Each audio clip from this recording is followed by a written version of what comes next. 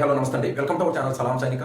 ఒక సోల్జర్ సర్వీస్లో రకరకాల ప్లేసుల్లో రకరకాల క్లైమేట్స్లో రాత్రనక పగలనక మంచనక వాననక ఎన్నో కష్టాలు భరించిన తర్వాత అతను పెన్షన్ అనేది రావడం జరుగుతుందండి. సెకండ్ ఇన్నింగ్స్ ఓన్లీ తమ ఫ్యామిలీ కోసం మాత్రమే ఆ యొక్క నెక్స్ట్ జీవితాన్ని అంతా గడపడం జరుగుతుందండి. అయితే ఇందులో ఆ సోల్జర్ రిటైర్ అయ్యే సమయంలో ఆలోచించుకోవాల్సిన ముఖ్యమైన విషయం ఏంటంటే, నెక్స్ట్ నేను రిటైర్ అయ్యి ఇంటికి వెళ్ళిన వెంటనే నేను ఏ విధంగా సర్వైవ్ అవ్వగలను, నా వెనక ఉన్న బ్యాక్గ్రౌండ్ ఏంటి, ఇక నెక్స్ట్ 2 to 3 ఇయర్స్ వరకు కూడా నాకు ఎటువంటి జాబ్ లేకున్నప్పటికీ నేను సర్వైవ్ అవ్వగలనా. ఎందువల్ల అంటే మనకు ఇంటికి వెళ్ళగానే ఎవరు కూడా పిలిచి మనకు జాబ్స్ అనేది ఇవ్వడానికి ఇక్కడ రెడీగా లేరండి. ఎందుకంటే మనం ఆర్మీలోకి వెళ్ళే ముందు ఓన్లీ 10th మీదనో లేదా 12th మీదనో వెళ్ళి ఉంటాము. ఆ తర్వాత మనం స్వయంగా కృషి చేసి ఆ యొక్క సివిల్లో డిస్టెన్స్ ఎడ్యుకేషన్ డిగ్రీ కానీ లేదా లేదా ఐటీఐ సైడ్ ఏదైనా టెక్నికల్గా కానీ ఈ రోజుల్లో ఉన్న పరిస్థితుల్లో చూస్తే ఈ విధంగా మనం ఏదైనా డిగ్రీ పొందినట్లయితే,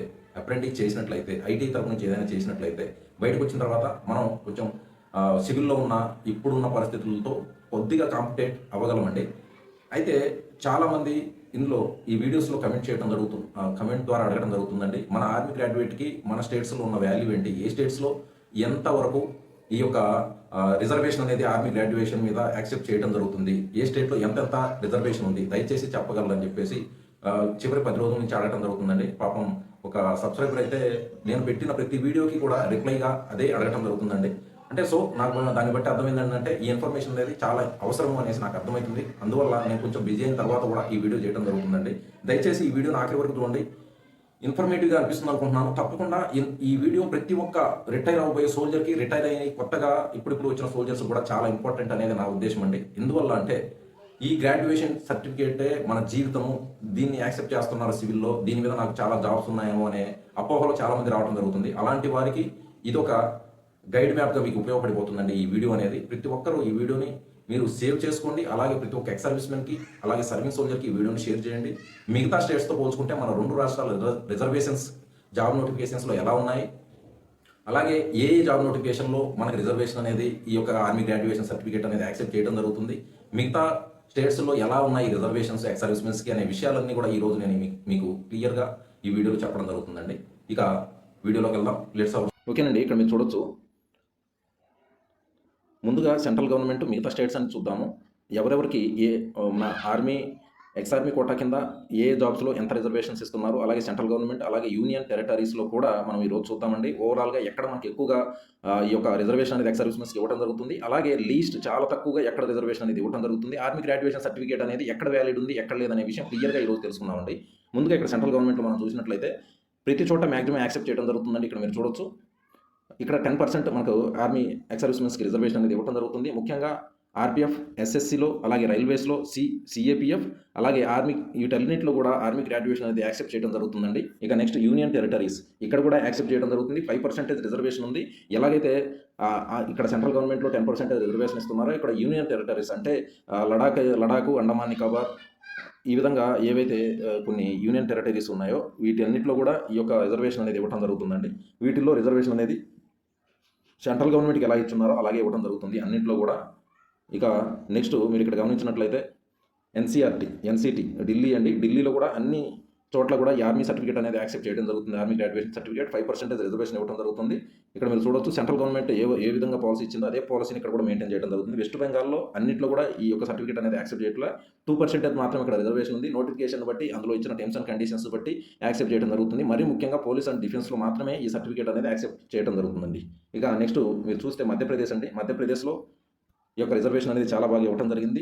ఈ ఆర్మీ గ్రాడ్యుయేషన్ సర్టిఫికేట్ కూడా యాక్సెప్ట్ చేయడం జరుగుతుంది. 10% రిజర్వేషన్ ఇవ్వడం జరుగుతుంది. ముఖ్యంగా గ్రూప్ సి, డి, అలాగే పోలీస్ విభాగంలో ఈ యొక్క ఆర్మీ గ్రాడ్యుయేషన్ సర్టిఫికేట్కి వాల్యూ ఇవ్వడం జరుగుతుంది. అలాగే ఈ యొక్క 10% రిజర్వేషన్ అనేది చాలా ఎక్కువగా గ్రూప్ సి, డి, అలాగే పోలీసులో బాగా యూజ్ అవడం జరుగుతుంది అనమాట మన ఎక్స్ సర్వీస్మెన్ అభ్యర్థుల కొరకు. అలాగే బీహార్లో గమనించినట్లయితే లిమిటెడ్ యూజ్ ఉందన్నమాట ఈ గ్రాడ్యుయేషన్ సర్టిఫికేట్ అనేది. 2% మాత్రం అక్కడ రిజర్వేషన్ ఉంది. ఆర్మీ గ్రాడ్యుయేషన్ సర్టిఫికేట్ అన్నింటిలో కూడా ఈ యూజ్ అవ్వట్లేదు అనేసి ఇక్కడ మనకి క్లియర్గా ఇవ్వడం జరిగిందండి ఇక్కడ.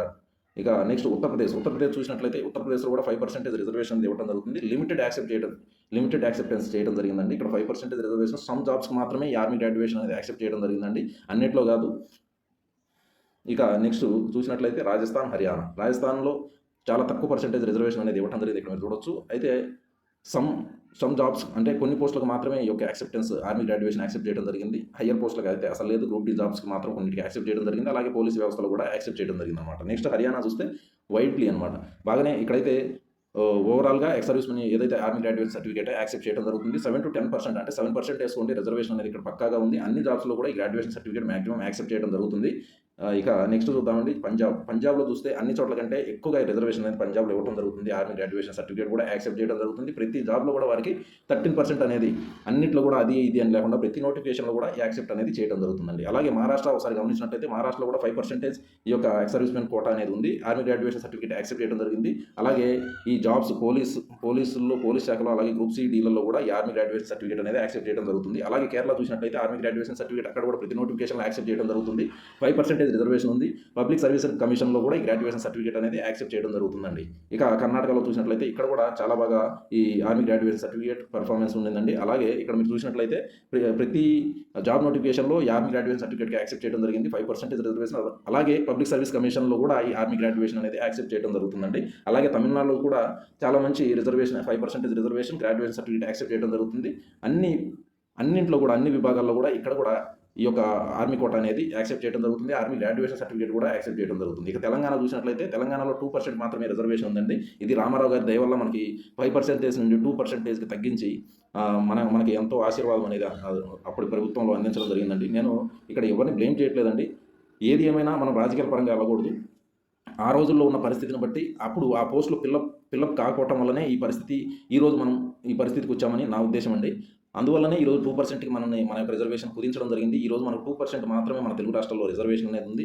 ఈ 2%ని కూడా ప్రాపర్గా ఇక్కడ కూడా మనకు ఆర్మీ గ్రాడ్యుయేషన్ సర్టిఫికేట్ అనేది యూజ్ అవ్వట్లేదండి. ఒక పోలీస్ శాఖ అలాగే ఫైర్లో అలాగే ఆర్టీసీలో మాత్రమే ఈ యొక్క ఆర్మీ గ్రాడ్యుయేషన్ నడవడం జరుగుతుంది. మిగతా గ్రూప్ 1 గ్రూప్ 2లో మాత్రము ఓపెన్ డిగ్రీ లేదా రెగ్యులర్ డిగ్రీ అనేది కంపల్సరీ అని వీరు చెప్పడం జరుగుతుందండి. సో తెలుగు రాష్ట్రాల్లోని ఎక్స్ సర్వీస్మెన్ అలాగే సర్వింగ్ సోల్జర్స్ రిటైర్ అయ్యే ముందు దయచేసి మీరు ఓపెన్ డిగ్రీ ద్వారా లేదా ఇంకా ఏదైనా ఐటీఐ కానీ అప్రెంటిస్ కానీ ఏదైనా డిప్లొమా అనేది పొందడానికి ప్రయత్నం చేయండి. ఇక ఆంధ్రప్రదేశ్లో చూస్తే ఇదే పరిస్థితి అండి. లిమిటెడ్ యాక్సెప్టెన్సీ అండి. ఇక్కడ ఆర్మీ గ్రాడ్యుయేషన్ సర్టిఫికేట్ అనేది 2% మాత్రమే రిజర్వేషన్. పోలీస్ శాఖ ట్రాన్స్పోర్ట్ శాఖలు మాత్రమే గ్రూప్ సి గ్రూప్ డీల్లో అలాగే గ్రూప్ సి గ్రూప్ డీల్లో కూడా ఈ యొక్క ఆర్మీ గ్రాడ్యుయేషన్ అనేది యాక్సెప్ట్ చేయడం జరుగుతుంది. అలాగే గ్రూప్ 1 2లలో మాత్రము ఈ రెగ్యులర్ డిగ్రీ కానీ లేదా డిస్టెన్స్ డిగ్రీ అనేది తప్పనిసరిగా ఉండాలని మనకు ఈ డీటెయిల్స్ ద్వారా మనకు తెలియడం జరుగుతుందండి. ఇదండి చాలా ముఖ్యమైన సమాచారం. ఎవరైనా రిటైర్ అవ్వాలనుకునేవారు ఆల్రెడీ రిటైర్ అయిన వారికి మ్యాక్సిమం మన తెలుగు రాష్ట్రాల ఎక్స్ సర్వీస్మెన్స్కి ఈ యొక్క ఆర్మీ గ్రాడ్యుయేషన్ సర్టిఫికేట్ మాత్రమే కాకుండా డిస్టెన్స్ ఎడ్యుకేషన్ సర్టిఫికేట్ కూడా ఉండడం చాలా మంచిది.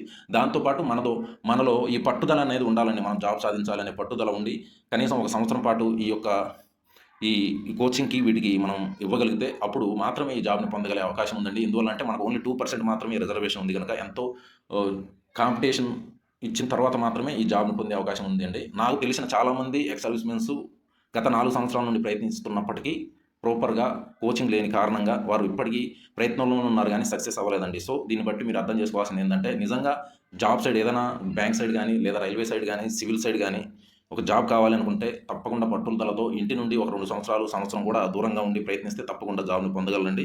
అలాగే సెకండ్ ఇన్నింగ్స్లో కూడా సక్సెస్ అయ్యే అవకాశం ఉందండి. ఇదండి మన ఆర్మీ గ్రాడ్యుయేషన్ సర్టిఫికేట్ అలాగే మన రిజర్వేషన్ సంబంధించి వివరాలు.